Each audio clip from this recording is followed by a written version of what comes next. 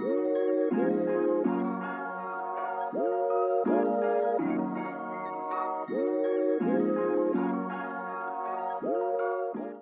right, we are here. we made it through. Amen. We did. Can I get an amen? All right, that's gonna be like a little before the scene. I love You it. know. All right. Thank y'all for joining the Poetic JustUS podcast. I am your host, Jen. You can follow me at Jen Just Right, and make sure you like and subscribe. I have an amazing guest here with me today. I'm so excited, and she was so patient as we worked through some things to get this thing going. Please tell me how you say your last name. Thompson. Thompson. That's my last name. Oh, I thought it was took Eric's last name. Why am I thinking your last name was Ray? Ray's my middle name. Khalisa Rae Thompson, y'all. Please. How you doing? I'm doing good. Yes, I'm wonderful. Okay, so tell me a little bit about how you kind of came into writing, because I feel like everybody's story is similar in that we've been writing for a long time and it's kind of that vessel, but you've been able to take your writing, I feel like, on another level with being able to share your story where it is so impactful for particularly Black women. And so tell me how you transition into that, using your writing in that way. So, to answer the first part of your question, I have been writing since I was 6 years old.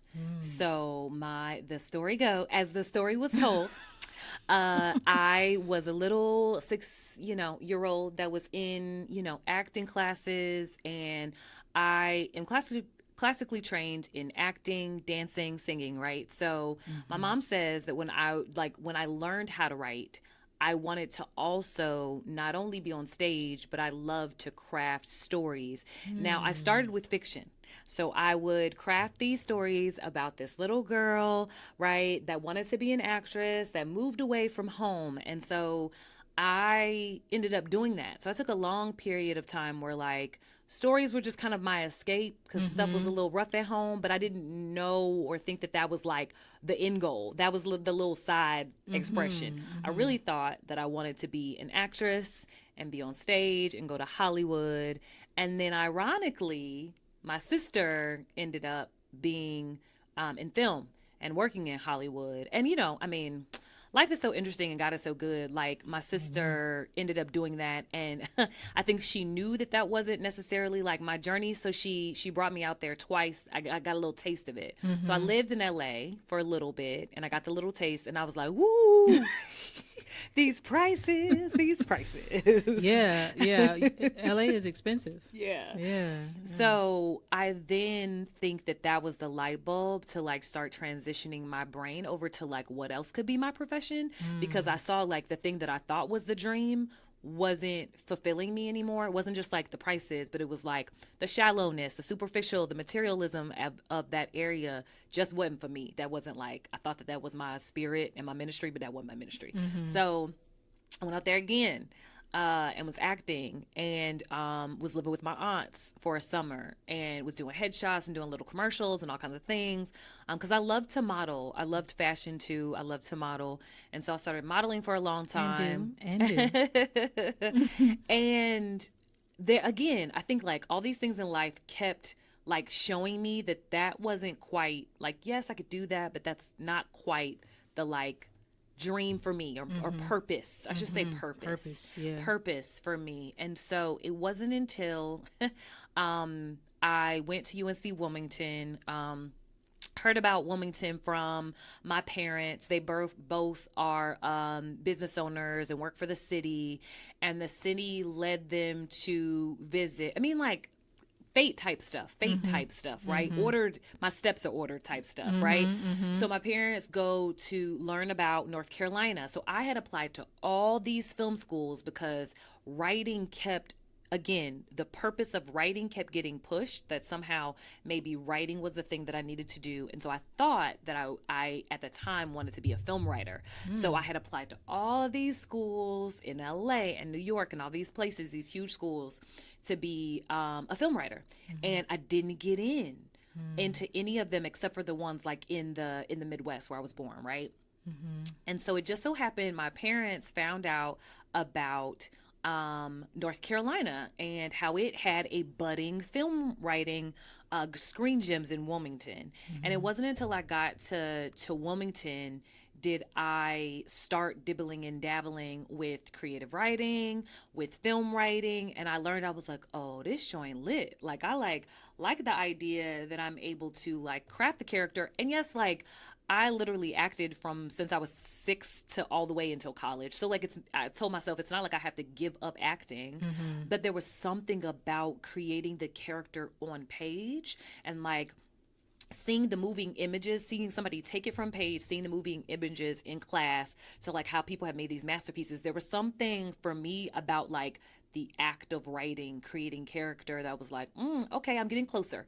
I'm getting closer to purpose. Let me ask you something about that, because you said a whole lot, and like a whole lot of things started kind of firing off for me that I want to dig deeper on. One thing was where you were saying that as a young girl, having these moments in which you developed characters, and that those characters kind of fulfilled what it was like for you, you know, and so it makes me wonder, how did representation play a role for you in especially transitioning into this where you're wanting to kind of develop characters as a film writer, you know, thinking about it in that way. How did representation mean, you know, play a role in that back then, as well as what is the importance of it you feel plays a role right now? That is such a good question. That is actually really funny, because I feel like just you asking that reminds me of when I was little. The reason why I was even writing that story about that little black girl was because I never saw, I mean, there were books back then, right? But like about like little brown girls, little black girls, there were YA books back then. Like now, so if you look up the statistics today, Black and brown women dominate literally by like 80% the YA genre. So when I was little, like that wasn't the statistic. But of course, like I didn't know about like brown people, black people writing stories about young Black and brown girls at the time, especially those that were like going off to do something better. You always saw the little white girl going off for a better life, right? So like I was creating stories that I wanted, exactly what you just said, that I wanted to see myself reflected in. So that's one, I think. And that's like, isn't that crazy and wild how like I literally at 7 like was like, there's a gap Something here. right. Something there's a right. gap. Yeah. And so that's wild that at that age I could see that there was a gap. Number 2 is that is important to note that I was a product of the private school system first.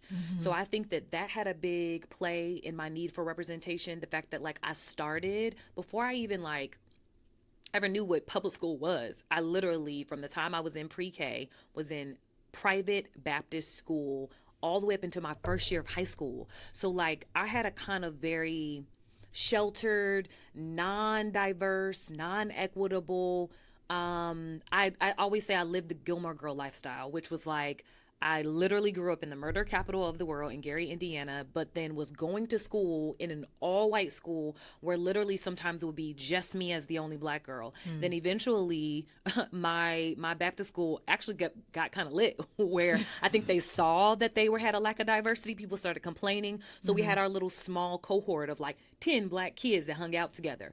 But still, I feel like 10 out of hundreds, that's like a whack representation. So I think I was always starving, to be honest, growing up. And I come from the family of 2 activists and a black, you know, like, so my like parents were Black Panthers and activists. And so I think that I always lived in an interesting dichotomy when it came to representation, because they would teach me at home and around me in the hood. I would see black folks everywhere, you know what I mean? And at church and at all my little practices and stuff. But then where I got my education, where I'm reading books, they didn't say nothing about Black history. They didn't say anything about the great Black leaders. They certainly aren't giving me YA books with little girls with spiral 4C hair. You know what I'm saying? So I think to answer your question, like there was definitely a gap for me, which made me, I was starving, to be honest, for like black film writers, black poet. There was no Tyler Perry back then, you know, like as much as I don't rock with him, like he doing some like revolutionary stuff, you know what I mean? Like buying up whole film companies. Who doing that? You know, so I think there was no Ava DuVernay back then. There was no OWN channel. So I think, you know, like all we had was just like little shows, the Different World and Cosby Show and all that stuff, like before all the foolishness that's going on right now, like I think that was like the little Family Matters. I about to say thank goodness for those shows though. Yeah. Because we don't see any of those really now when it comes Right. down to representation on just mainstream TV. Right. Well, I don't really watch TV, so I don't know what's out there at this point. But yeah, I can really really understand what you're saying with that, because I think about my daughter. You know, when I think about everything that you were saying, and it's so similar because my daughter does a lot of playwriting and manifesting characters based on how she identifies with herself. Yeah. And so I think it seems like that's where it starts, you know what I'm saying, when you start trying to find who you are, right, and then it kind of manifests itself into something else. So when you are looking at it from an artist perspective now, like how have you been able to, I guess, because I think about artists wanting to like kind of take their art and expand it in the way that you want, the way that you have, where it transitions from this express or I'm trying to figure myself out to your helping others in that realm. And I feel like a lot of what you do, far as educating people and doing workshops and speaking engagements and things like that, and bringing that awareness. What do you say to the artists that are in this beginning phase of, it's just I'm writing, I'm writing to heal, I'm writing to get through this, I'm writing to try to figure this out, but also have a little inkling of a dream that wants to feel like I can do something with this, because we were talking about that on the way up here, where we're all kind of in this transitional phase of trying to really figure out how to stabilize our artistry so that it's taken serious, and you've helped me out, when it comes down to thinking about it that way, and how can we shape ourselves as artists, but not as just the artist, but the art profession. You know what I'm saying? Okay, so I hear two things that I want to touch on that I hear you saying. The first part of what I hear you saying is like, what do I say to the person that says, okay, I'm creating this thing, but also like in the back of my head, I have the vision for something greater. And I so feel like I got a purpose. Yeah. So I think that the first thing I would say is like share a little tidbit about my story. So I think the thing that was transformative for me was the fact that I had to transfer out of the original university that I went to because it was so unbelievably racist. So if you know anything about the history of Wilmington, that's what my first book is about moving from the Midwest. And I had a very specific trauma around racism as a kid, but like I was blessed to be like, okay, I get to leave this place and go back to like a very Black neighborhood and home and like pro-Black like area, family, leaders, teachers, matriarchs. So I get to Wilmington and I feel as though like I was not, even with me growing up in a home where we talked about like justice and Blackness and like all those things and like equality, like we talked about equality at the time, and now we like speak about equity. But for me, like I didn't have enough stones to really deal with the level of racism in the South. And so I think that for me, what it took me leaving Wilmington, going to North Carolina A&T University, and my professor at the time, she was the director of the poetry department, creative writing department, and she told me, you need to do this for the rest of your life. First week there. Literally, the other reason why I needed to leave that area was not just from the racism and like nobody feeding me. So like that's the first advice I would give, is I would ask the person, who's feeding you, who's around you, like who's in your camp, who are your mentors. So that's the first thing that I would say, because I think you get to that answer faster if you have a support system. Your purpose becomes clearer when you have a strong support system. I believe that 100%. So that's the first question that I would ask the budding writer. The second thing that I would say is like, who are you getting validation from? So I was told when I was at UNC Wilmington that like literally legit, like I was not a good writer, that I would never make it, and all these discouraging things. would go to play practice and would not get cast. Legit, they were like, you're not good at this. And I'm like, okay, so something's wrong, because I've literally been trained in this thing. Like, since I was little, like, my mom would sit us on the bed and I would act out all the Disney, like, movies. I know them by heart. I can be in perfect pitch. Like, I was like, oh no, I'm a, like, boss at this. So I was, like, very shocked. I was like, wait a minute. Why are they telling me that I don't know what I'm doing? Literally get to Greensboro. I first go to UNCG on, like, a student artistic exchange program. Thank God for that, because they immediately cast me in for Color Girls. Like, first week there, I auditioned for Color Girls, and they were like, you're in, yes, and, right? And so I was like, okay, so that's number 2, is like where I was getting my validation on my way to my purpose was skewed. So all of the input, the negative commentary, the critique was all skewed. So I kept telling myself I wasn't good enough to live out whatever dream I had. I kept telling myself, but the voices in my head were from other people, right? It was from a prejudice lens. Right. The minute I got to Greensboro, then I left UNCG, went to A&T to finish out my degree. I'm a non-traditional student. At this point, I've been like, searching for a place to land. Finally get to A&T, and she was like, no sis, not only are you like really talented at this, but like I think that what you really need to do is like make this your profession. Now, what I didn't know at the time, what she meant was exactly what you just said, like farther than just writing, community.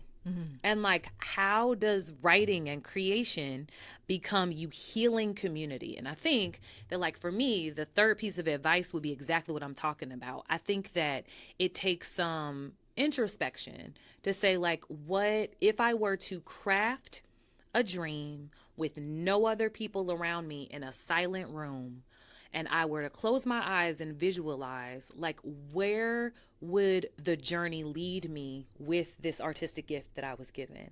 And if the answer is like people, uplifting, rights and justice, is it community? Is it teaching? You know, like I have a lot of friends that are like, I love that you do community work. I just want to teach. And that's okay too. You know, so I think that, like, that's the third thing that I would tell them is like, what is, without the voices, without the negative critique, where would you end up if you could dream and end up anywhere? You said something while we was sitting here getting set up to record, and it's interesting because I feel like it relates to this conversation, but I want you to talk about it on camera. Where you said, I love rejections, or no, what did you say? I love rejections. Yeah. We love so the tell rejections. me, tell me how, just speak on that a little bit on what you meant by that, or. So I actually, I can't even claim that as an original thought, although I do love rejections. I actually got that from my literary community. So there is a group, I suggest everybody go there if you are a writer on Facebook. So there's a group called Binders, and Binders is a cohort of other writers and like literary creators, right? And so there is one literally for every single like identity. There's Black Binders, there's BIPOC, there's non-binary, there's queer, there's all kinds of like affinity groups, right?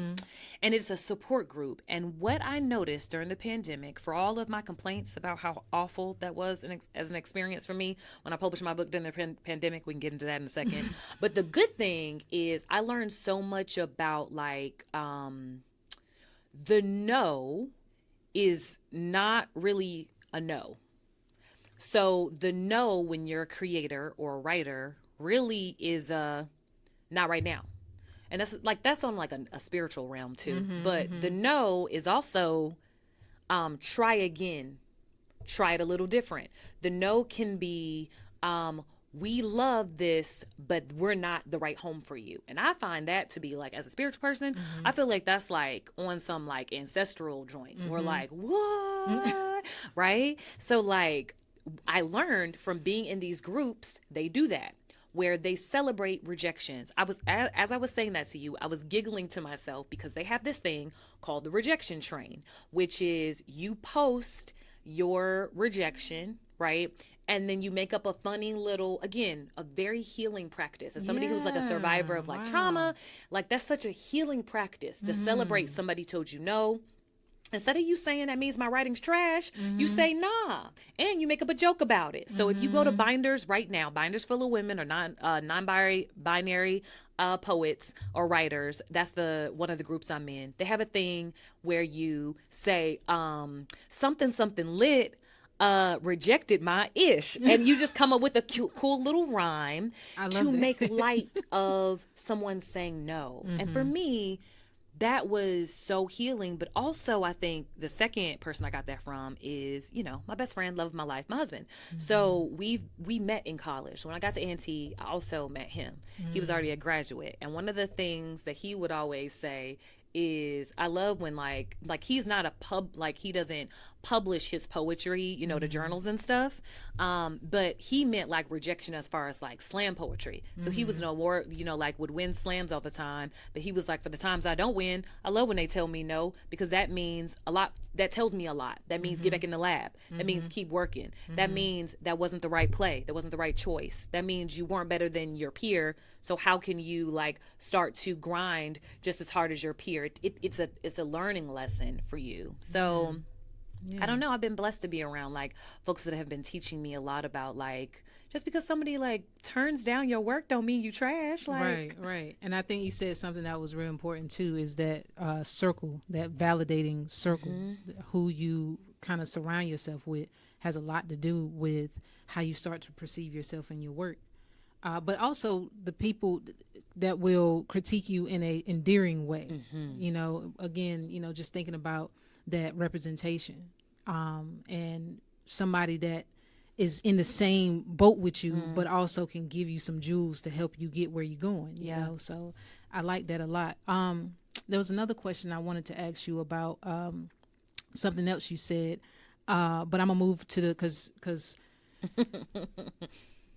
you mentioned the husband, and so of course I got to bring that in. How is it being in a relationship with two creatives? I'll tell a little bit about myself. I was married to a creative individual, however, very calculated, right? And so a lot of times, even though we have these talents, they would clash because it was like, well, now you just need to go to work. And, and I'm like, no, but I have to follow my dreams, I'm here with a purpose. And so how is that when it comes down to two just creative people? Like, does it have its kind of drawbacks, or is it all just like rainbows and unicorns and let's create? Like, what are some of the challenges that you've had within a relationship like that? Because it's beautiful seeing you guys work together. It's such a beautiful thing. Like, in any couples that I see that are constant, because I can imagine there's a space where you're both kind of critiquing each other and going through that, kind of helping you sharpen your crafts as artists together and as a couple. And so I think that's a beautiful thing, but I can't help but feel like there's some balance that has to happen when it's two creative people. Do you feel like that? No doubt. So a couple things. I think that one thing that I would say is me and Eric have known each other literally since we were in college. So we are college sweethearts. So I think that we're a little different, whereas like, we have a lot of couple artist friends. I think that all their journeys and how they learn to like symbiotically work, because it could be a little interesting. I think all their answers to this question would be different. For us, we've known each other for so long, would be one. So you learn the little quirks and the kinks, because artists real fickle. Erykah Badu said it best. We real sensitive and real interesting. And so I think like we've spent literally 13 years learning each other. So that's number one. Ooh, Lord. Number two is I truly believe that Eric and I's union is ordained.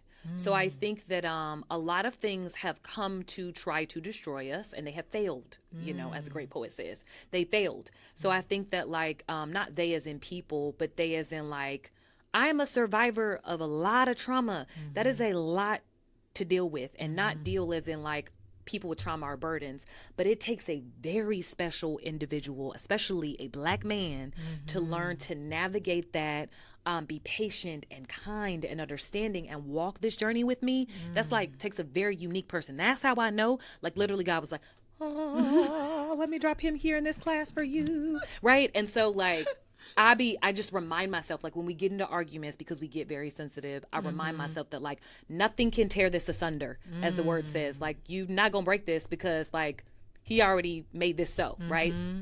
So that's like 2 and 3. And then for me, I think like, yeah, we as artists have gotten to a lot of like strife, just because I think artists' brains work a little different. But again, I think like what we've always reminded ourselves is this work that we're doing was supposed to always be fun. And so that's the thing that I think we are lucky. I'll say that. I wouldn't say we have over other people, but I just would say we're lucky in the fact that him and I love laughter and we love fun, and we always, when everything gets a little tense, we remind each other that this work we're supposed to be doing, this purpose was actually supposed to be enjoyable. It was actually supposed to be fun. And so what we do is just we like make it fun. We make this creation together fun. We're doing this conference together, and that hasn't been easy, and it's like big arguments, and then we return to the fact that like, yo, this is hard, but like we did this because we were supposed to be enjoying it. So I think the more we remind each other of that is like the key. And last little thing is like learning that each other does not approach artistry the same way. Last thing I'll say is to our conversation we had when we were walking up here, I ask myself these days, like, what would Eric do? Because what's wild is he has learned the perfect balance, literally all 13 years of us knowing each other. He has learned the perfect balance of a night. I don't know any other person who has worked a 9 to 5 this entire time throughout their journey and successfully won competitions, awards, traveled, he features, he teaches workshops. Meanwhile, I'm like, how am I gonna make these hours I got during the day work and work a full time? How am I going? And I think that like we are learning that we are very different people when it comes to how we approach our art. But on the, the same, spectrum, I'll pat myself on the back. I'm not good at time management like he is, but we're learning that like I can execute. Like with the conference, there are things that I've wanted him to execute or do. And he's like, babe, my brain doesn't, like, I'm not that kind of person that's like a business minded kind of artist. He's more of the like, yeah, let's just like feel it, let's just like make it happen. And so I think that's been the key too, is learning each other and how we work. Balance. Yeah. So that brings me to the next question, because everybody that's come on the show so far, on the podcast so far, I've asked this and I want to just make it a thing. How do you define love? Ooh, that's good. I mean, so we talk about this a lot with friends and amongst each other. And what I am learning is love is in action for a reason. It is work. So I think that, so we've been watching a lot of, like for therapy purposes, we've been watching a lot of trash TV, like Love is Blind and Married at First Sight, right? And so afterward, me and Eric get into great conversations all the time, really deep. But we talk after. We use it as a tool to have a conversation about like love and is this real? Is this scripted? How do you know when it's love? All those things. And what we always say after these like trash TV shows are over is we say people don't understand that love is a lot of work. And so I think that for me, I define it as an action of unconditional compassion. I think that like that's the way I view it. And it's, the word unconditional is interesting, but I do believe like true love is, and we can only define things based on our lived experiences. And like, so the relationships that I have that I feel love are those of unconditional compassion, and where I can see love in action. I can see the work that the person has given to me and reciprocated back to them. So I don't know. That's yeah. It's funny because everybody always kind of looks up to the ceiling and is like, oh wow, that's a good question. It is. But I think we all have these such elaborate but very unique definitions of love, because it's such a vast term, and even in the dictionary doesn't even know. And so I always ask just to kind of get a consensus, and then we just going to compile everybody's definition and then figure this thing out, so but let's talk about the Black Writers Conference. Yes, let's. Because I know that's coming up soon. and I know it's a huge project for you. So let's share it with me about kind of what it is, what the goals are for it. Then I want to jump into your book a little bit. Yeah. And then, so so you talked a little about representation. One of the reasons why Eric and I wanted to do this, you asked about love because we love our community, and we really want to see ourselves reflected. One thing that we knew was we would go to Southern Fried, and that is very much so a family. It's a regional yearly competition for slam poets. It's not just Black folks. It's like anybody who lives in the South or the Southeast can come to this competition, and it rotates to a different city. And I was asking myself, I know, I missed it this year. It was lit. Listen. So I kept asking myself, how come there is nothing like that feels welcoming, family, like a big hug for people that aren't competitive slam poets? And so me and Eric looked at each other and we were like, yo, we should host. We should host something because there is nothing that celebrates Southern voices. Actually, we were doing a lot of research about how this conference is so unique because there really is no even besides, Hub City has an anthology of Southern Black voices. A couple of literary magazines have some anthologies, but there's not a lot of people that they study Southern Black voices. And so we were like, what if we hosted every fall? So we chose November. Every fall we hosted a weekend that, if nothing else, it was just like a lituation. We bring Southern Black writers together to teach panels, workshops. We have poetry slams, we have open mics, showcases, and we just have a good freaking time, right? So that's what we're doing. Yeah. We are right now in the fundraising stage. We are raising funds to put that together November 10th through 12th.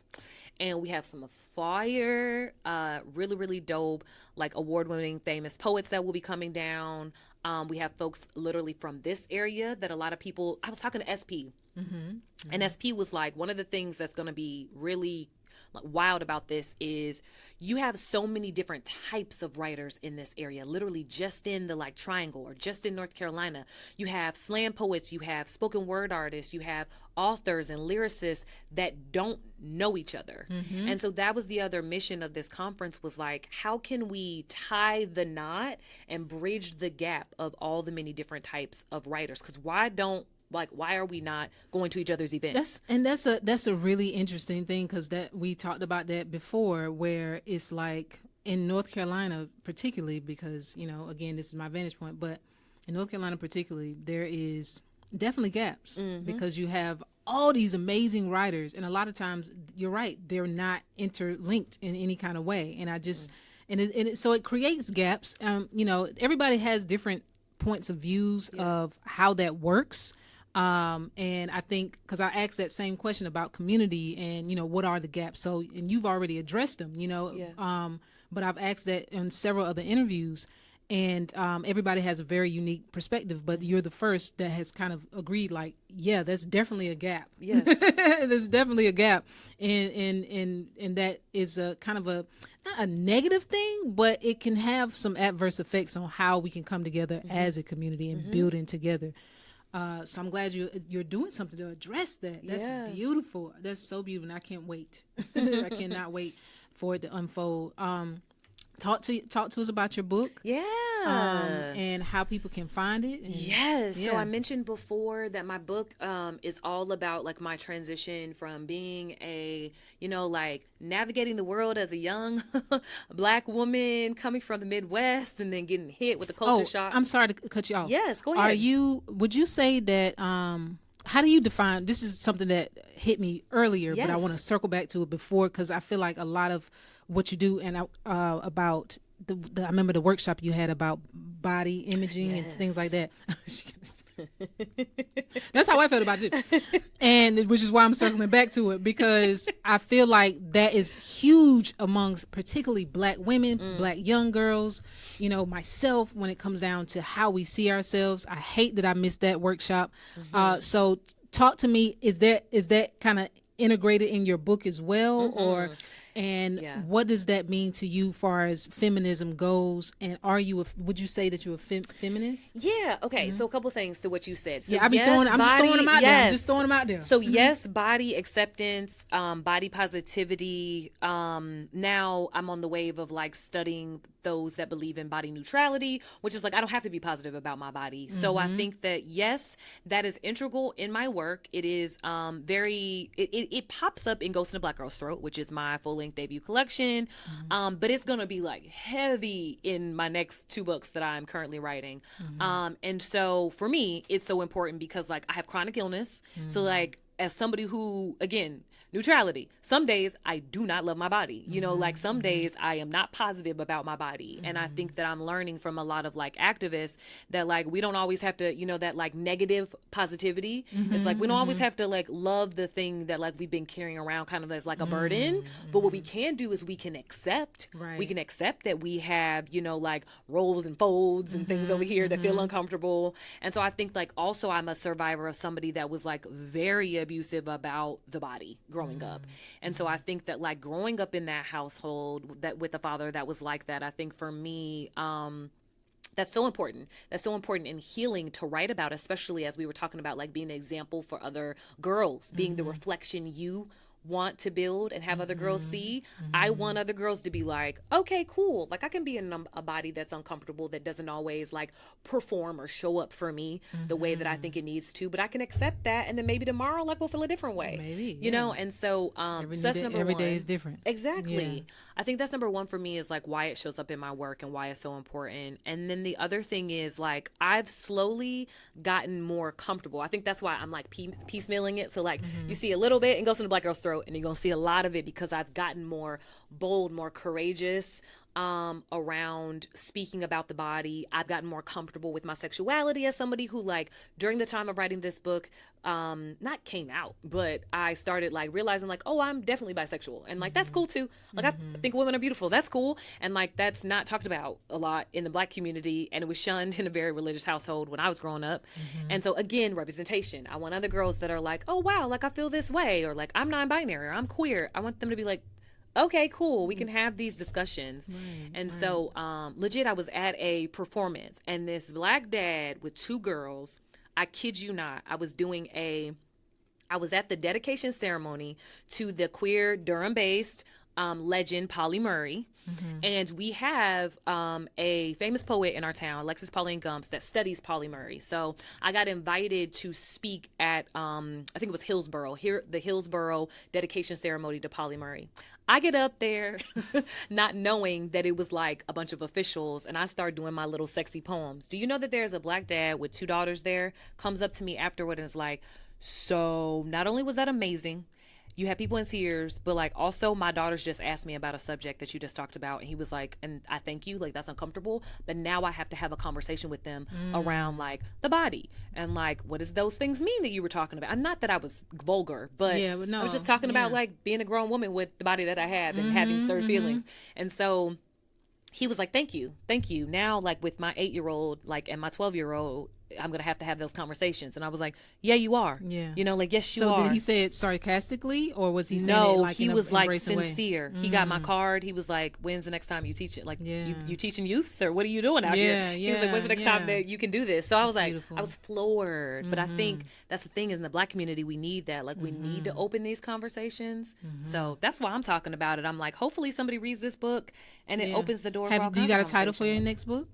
Yeah, so my next book, so my next book is Unlearning Eden. It's not a secret because it'll be shopped around in a second. Now that you just said that, I remember you announced it on. You said something on I about to say Facebook, on Instagram, right? Yes. So it was already written, and then I got the opportunity to get an agent and turn it into a YA novel in verse, which has been a dope process. And so once we were talking about working, and so that process has kind of like slowed down the process. But once it's shopped around and out there, I'll be able to sell the book and then work on my next one after that. So, all right, booked and busy. I like it. I love that. So I appreciate you coming on today. Course. Please let everybody know how they can find you, how they can connect with you.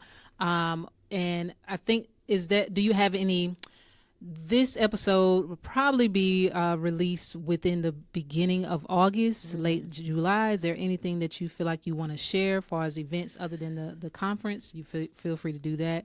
And just let everybody know how they can connect with you. Yes. So people can connect with me. First, you can find me everywhere online at Khalisa Rae. That's KHALISARAE. So Facebook, Instagram, TikTok, Twitter. Actually, we're boycotting Twitter. So listen, that's a conversation for another day. And so you can also find me at the Eno River Festival that will be happening the first week of August. So that's August 5th. Oh, yeah. My husband and I are the features. And so we have several performances. You can check out my newsletter on KhalisaRae.com because I'll have a lot of different announcements about performances all throughout August. Yay. Yeah. And you guys, thanks for tuning in to the Poetic JustUS podcast. You can also make sure you like and subscribe and follow me at Jen_just_right. I appreciate y'all for tuning in. Thank you so much for coming. And look, you got to come back because I feel like we got a lot. I feel like I need to pick your brain a little bit more because there was things that there's still pins. So please come back. Thank you again for coming. I appreciate you. Thank y'all for tuning in. Bye. Bye. Thank you for tuning in to the Poetic JustUS podcast. Make sure you follow us on IG and TikTok, and don't forget to like and subscribe. Thank you for watching.